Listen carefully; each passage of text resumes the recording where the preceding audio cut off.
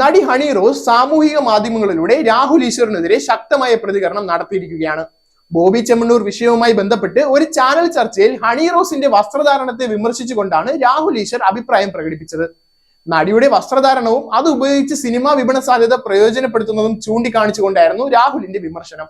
ഇതിന് മറുപടിയായി ഹണി റോസ് തന്റെ സോഷ്യൽ മീഡിയ പോസ്റ്റിലൂടെ രാഹുലിന്റെ ഭാഷാ നിയന്ത്രണത്തെ പ്രശംസിക്കുന്നതിനോടൊപ്പം സ്ത്രീകളുടെ വസ്ത്രധാരണത്തെ കുറിച്ചുള്ള അദ്ദേഹത്തിന്റെ നിലപാടിനെ വ്യക്തമായ വാക്കുകളിൽ വിമർശിച്ചു.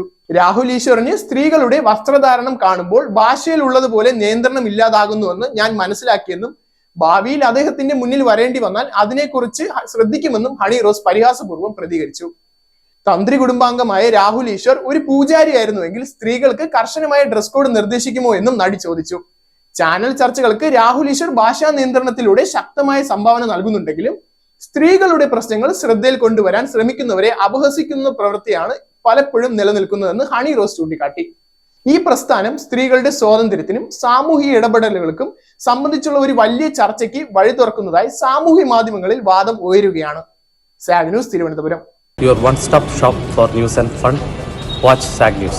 നേരിന്റെ വാർത്തകൾ നിങ്ങളുടെ വിരൽത്തുമ്പിലെത്താനായി സാഗ് ന്യൂസ് ചാനൽ സബ്സ്ക്രൈബ് ചെയ്തും ഷെയർ ചെയ്തും ഒരു ശരിയായ മാധ്യമ നിലപാടിനൊപ്പം നിൽക്കാൻ ഞങ്ങൾ നിങ്ങളെ ക്ഷണിക്കുന്നു.